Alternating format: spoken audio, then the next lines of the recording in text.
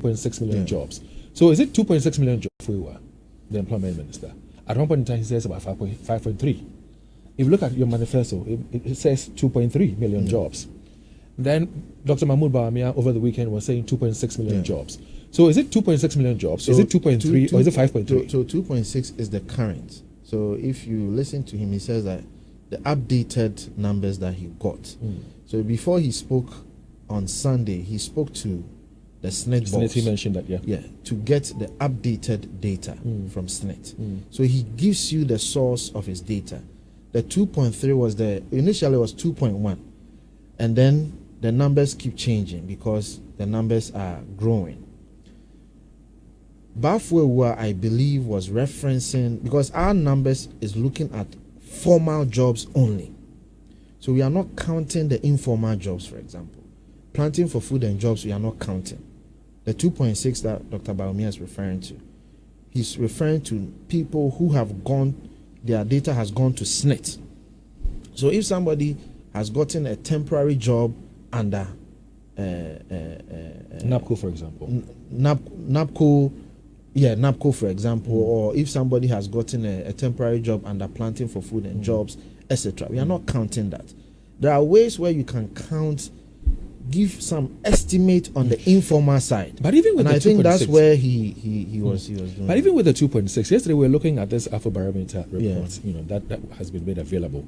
And we were looking at the SNIT contributors, and we were having a bit of concern whether the figure as churned out by Dr. Mahmoud Bawumia is accurate or not. And Eugene, you did some calculation. Can you share that with us? And let's see the response Kofi will give us. Based on what Tonto is saying, it means that the SNIT may not be giving the Vice President the right information. Yeah, what you are referring to is the active numbers. Yes, yes. I think that they need to let SNIT set up, because they will see the numbers are mostly public knowledge. When you read the 2017, 2018, 2019 report of SNIT, you see their active contributors. So, for example, in 2016, SNIT had 1,353,610. So, for the plus, let's say 1.3 million. In the current SNIT, their active contributors are 1.9. Yeah, but you see, let him answer. We can. So thank you. These are active contributors. So if they are in a formalized sector, and we are the difference in the last 7 years, it's just about 300,000.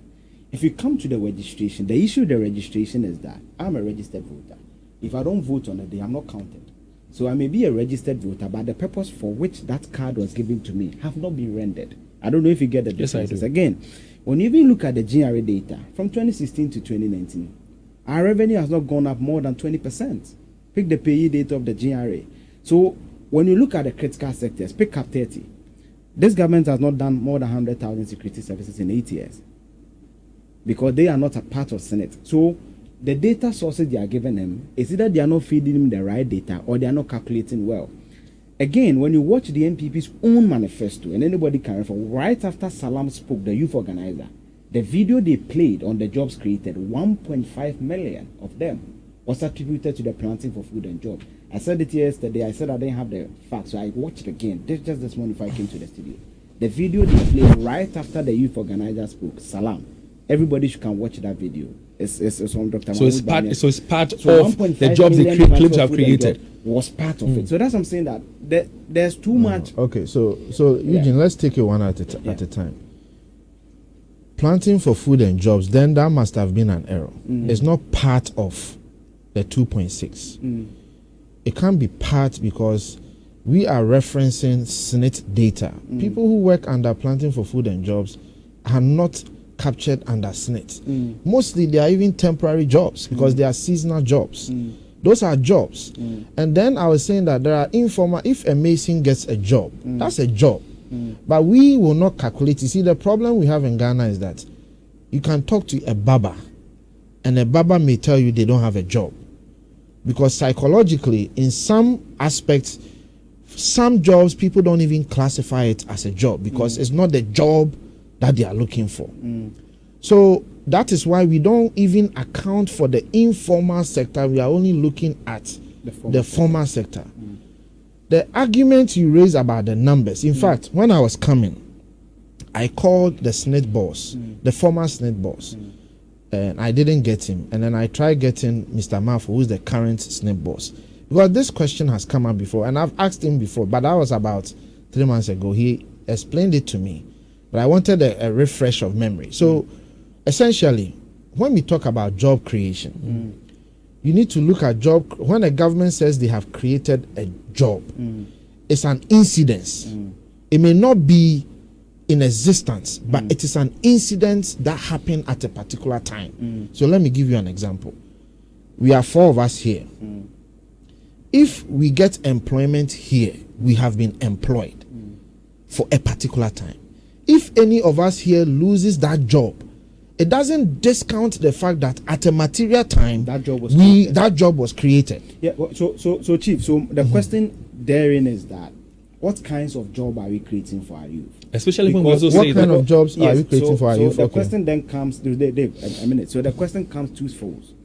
We look at the sustainability of the job and the nature of the job. Sure, that's a good argument. When you create a job that gives somebody 700 cedis, that job or that person cannot be found as SNIT.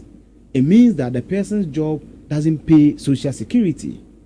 Yeah, but that's why we are not talking about that job. But that's what I'm saying, that when you even take those ones out, the SNIT data, when you even pick the registration itself, it doesn't give you 2.6. That's what I'm saying, that I would get the SNIT boss to answer this question, because there's an answer for it. I don't work as SNIT. What you are telling me is the active numbers. And I'm saying that the active number is looking at persons who are actively paying now.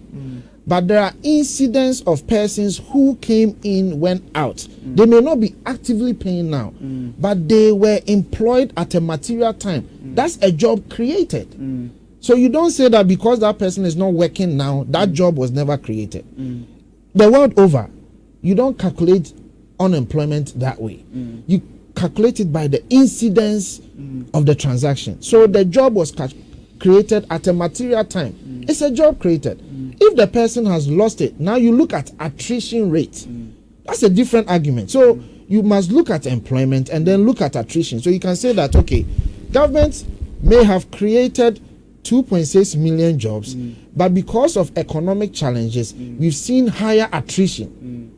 You get what I'm saying? So maybe more people have come off the active list because we've seen higher attrition. Doesn't mean those jobs were never created. Those are the nuances that the SNIT people will be the best to explain it. And again, you say you're going to speak to Mr. Mafo. Yeah, I can get Mr. Mafo to talk to you guys on that. Knowing how significant and key unemployment is on the minds of Ghanaians. Very key. Your party talks about creating of new jobs, and the data I have here, you have talking about almost creating about 20 or more jobs.